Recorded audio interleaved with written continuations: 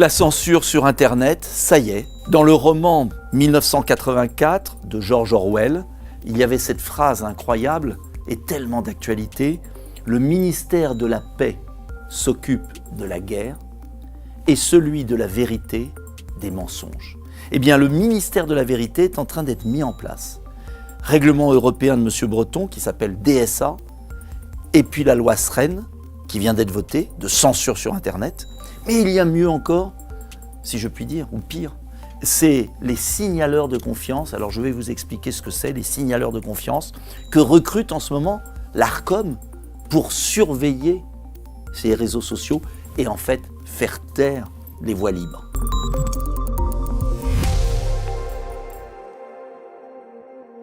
Alors pendant qu'il est encore temps, n'hésitez pas à liker, à faire vos commentaires, à appuyer sur la petite sonnette, à partager, parce que ce n'est que comme cela que nous pourrons diffuser le maximum de vidéos pour que nos concitoyens, les Français, sachent ce qui est en train de se préparer. La censure sur Internet est en route. La loi SREN a été votée mercredi 10 avril. J'ai voté contre, bien sûr, nous avons été un certain nombre, mais elle est passée. Parce que les députés n'ont pas réalisé, comme les sénateurs, à quel point cette loi était dangereuse pour la liberté. En son article 5 bis, il est créé un délit d'outrage tellement imprécis que les juges, sous la pression du gouvernement ou des plaignants, peuvent interdire toute expression politique ou même personnelle. Et je vais vous lire la fin de cet article 5 qui évoque « créer à son encontre une situation intimidante, hostile ou offensante ». Vous vous rendez compte ? C'est-à-dire qu'un tweet de critique politique peut être pris comme offensant, comme hostile, comme intimidant. On est tellement loin de la loi de 1881 sur la presse qui déterminait précisément les infractions. La diffamation, c'est précis, c'est ce qui est vrai ou faux. L'injure, bien évidemment. Mais qu'est-ce qui est offensant ? Si on s'en prend, par exemple, à une pratique religieuse, c'est offensant. On peut faire bloquer un compte Internet. Alors, je ne vais pas revenir sur la loi SREN, mais vous voyez bien qu'avec la loi SREN qui applique le règlement de M. Breton au niveau européen, qui s'appelle le Digital Services Act, eh bien, les services administratifs, ce ne sont plus les juges. Il n'y a plus de procès, ça passe directement par l'Arcom. L'Arcom, vous savez ce que c'est ? C'est le nouvel organisme qui est l'héritier du CSA. Le CSA, Conseil supérieur de l'audiovisuel, veillait au respect du pluralisme dans les médias. Et désormais, le CSA s'est transformé en Arcom parce qu'il n'a pas simplement en charge la surveillance des médias, mais il a en charge la surveillance des réseaux sociaux. Et il est en lien avec la Commission de Bruxelles et le fameux comité qui surveille les réseaux sociaux au niveau européen. Cette loi DSA a été votée, pour que vous le sachiez, le 19 octobre 2022. Ce n'est pas une loi d'ailleurs, c'est un règlement qui a été adopté le 19 octobre 2022, qui s'applique depuis le 25 août 2023 à tous les grands opérateurs. Twitter, Facebook, Amazon, Google, etc. Et si les opérateurs ne surveillent pas comme le veut la Commission de Bruxelles, les millions de comptes, eh bien, ils peuvent avoir une amende qui va jusqu'à 6% de leur chiffre d'affaires. Et M. Breton les a menacés déjà. Attention, si vous ne surveillez pas les conversations sur Twitter, sur Facebook, etc., les vidéos, vous pouvez être puni et disparaître. C'est un énorme bâton contre eux. Alors vous allez me dire, c'est normal qu'on surveille les réseaux sociaux. C'est normal qu'on ne puisse pas faire de la diffamation, des menaces. Mais bien sûr. Mais il suffit d'appliquer la loi actuelle sur la presse et de l'étendre aux réseaux sociaux. Mais ils vont beaucoup plus loin. Ils ont inventé ce nouveau délit et ces contenus dits illicites, ils veulent les surveiller. Et là, j'ai découvert quelque chose dans ce fameux règlement européen qui est en train d'être mis en application par l'Arcom, c'est le fameux signaleur de confiance. Alors là, on est dans la langue d'Orwell. Signaleur, en fait, c'est délateur. De confiance, c'est plutôt de vérité. C'est-à-dire que ce sont des personnalités, pas des particuliers, des personnalités qui sont agrémentées par les organismes de chaque pays, donc l'Arcom pour la France, et qui seront chargés de faire de la délation. en fonction de leur expertise.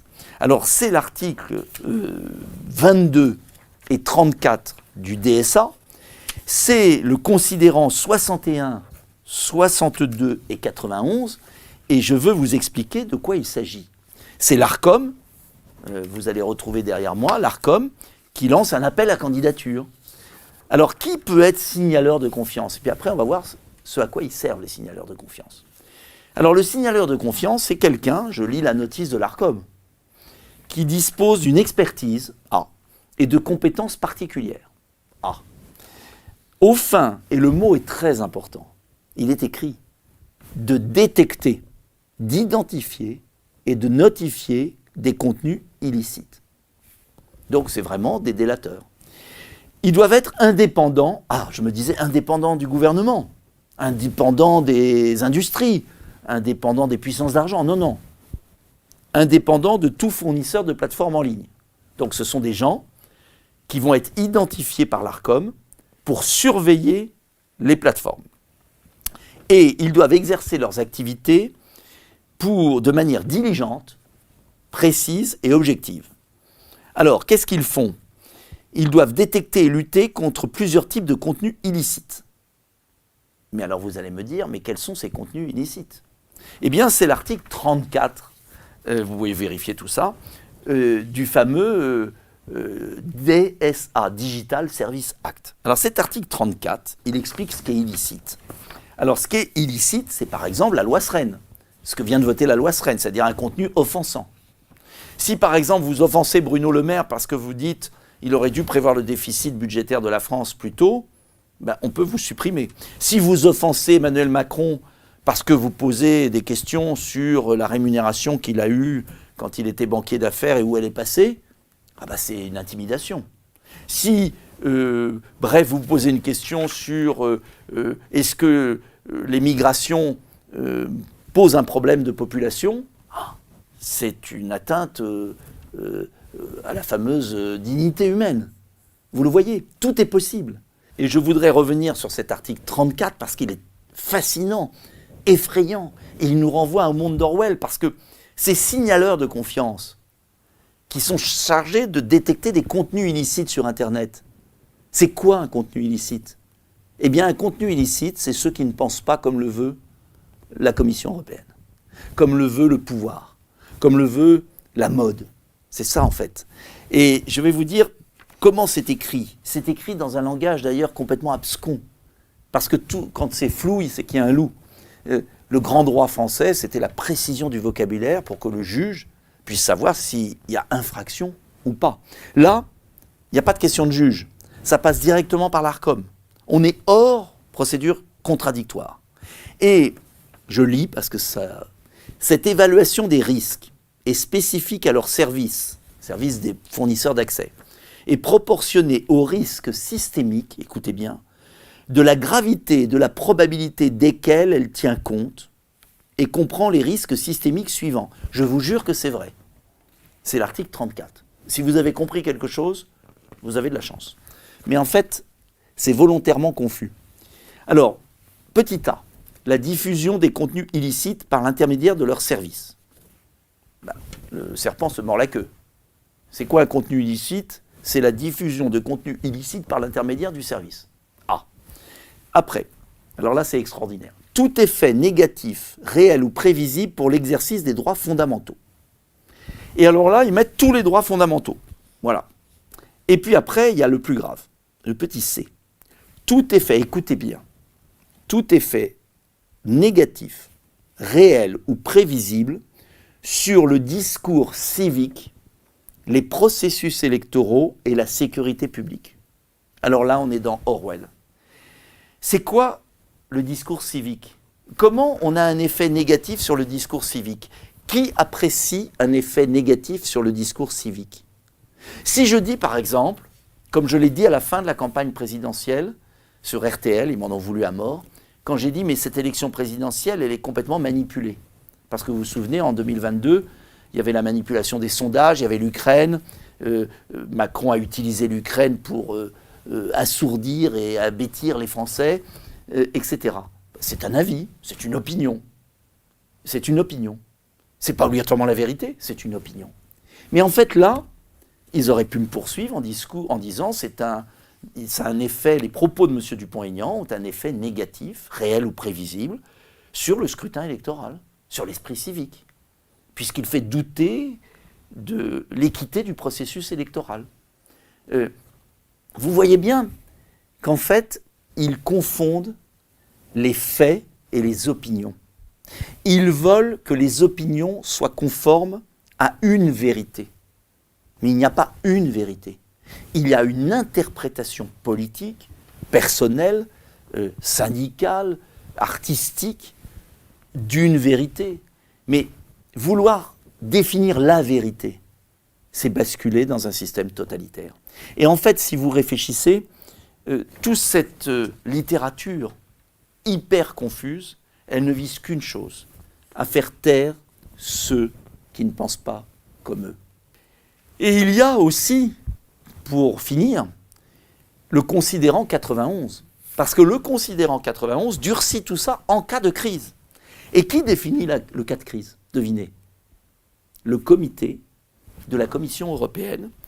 La Commission devrait être en mesure d'exiger sur recommandation du Comité européen pour les services numériques, si après dénommé comité, mais c'est Orwell, que les fournisseurs de très grandes plateformes en ligne et de très grands moteurs de recherche en ligne initient d'urgence une réaction aux crises. C'est quoi une crise? Il y a lieu de conclure à une crise, je lis le texte, j'ai rien inventé, lorsque des circonstances extraordinaires peuvent entraîner une menace grave pour la sécurité publique ou la santé publique dans l'Union ou dans des parties importantes de l'Union. Ça veut dire quoi? Ça veut dire déjà il n'y a plus de pays, il n'y a plus de nations, il n'y a plus la France, l'Allemagne. Vous avez vu leur volonté de chapeauter tout. Et cela veut dire par exemple en cas de pandémie, il faut faire taire Raoul, Péronne, Dupont-Aignan, Montagnier, etc. Eh bien on les coupe, fini. Il ne s'agit même pas de freiner leur algorithme, comme c'est apparu parfois. Il s'agit de les interdire de parler. Vous le voyez à peu près? Vous voyez qu'à partir du mois d'août, là, s'applique un règlement totalitaire d'esprit. Alors après, est-ce que l'application sera totalitaire? Heureusement, dans la vie, rien n'est jamais gagné pour eux et rien n'est jamais perdu pour nous. Ils ont réussi petit à petit à tenir les médias. Beaucoup de gens que je vois dans la rue me disent on n'écoute plus les journaux télévisés. On en a marre de cette pensée unique. On veut nous faire penser tous pareil. Ils le ressentent, les Français le ressentent. Et il n'y a pas que les Français, c'est dans tous les pays. Alors, il y a eu les réseaux sociaux. Et là, il y a eu une liberté incroyable, avec des excès, bien sûr. Il faudrait vraiment punir la diffamation. Il faudrait vraiment punir les contenus violents. Il suffit d'ailleurs de couper les sites qui sont basés à l'étranger et qui diffusent des appels à la haine, au terrorisme. Mais ça, on ne le fait pas, en revanche. En revanche, on met sous surveillance tout le monde. Et là, on s'aperçoit que leur volonté, eh bien, c'est de supprimer la liberté sur les réseaux sociaux qu'ils ont pu supprimer dans les médias traditionnels et d'éviter le débat contradictoire. Je peux avoir un avis différent d'un autre. Et tout l'intérêt de Twitter, tout l'intérêt de Facebook, tout l'intérêt de YouTube, cette vidéo que vous allez peut-être regarder sur YouTube, c'est que je puisse exprimer un avis. Et la démocratie se nourrit d'avis différents. Et ensuite, on vote. Voilà. Et vous le voyez, nous sommes dans une démarche de contrôle social totalitaire. Alors, est-ce qu'on va y arriver? Oui, on va gagner. Vous verrez. Je vous invite à diffuser cette vidéo. Je vous invite à lire tous ces textes. Je vous invite à écrire à l'Arcom. Qu'est-ce qu'un signaleur de confiance pour eux? Que fera-t-il? Quel délit? Comment? Je vais écrire moi-même à l'Arcom. Nous devons nous mobiliser. J'ai besoin d'aide pour cela. Debout la France, c'est le parti de la liberté. Nous sommes les militants de la liberté, nous sommes les résistants. Nous le faisons pour le bien commun. Parce qu'il ne peut pas y avoir de bien commun sans démocratie, il ne peut pas y avoir de démocratie sans débat, il ne peut pas y avoir de débat sans liberté. Aidez-nous parce qu'il va falloir engager des frais d'avocat, il va falloir se battre, il va falloir éviter ce piège, desserrer les taux. C'est vital pour 2027, parce que l'enjeu, vous le savez, c'est de faire en sorte que l'élection de 2027 ne soit pas une vraie élection, une élection contradictoire, une démocratie. Merci de votre attention, diffusez cette vidéo, c'est important. Les signaleurs de confiance, les délateurs de la vérité.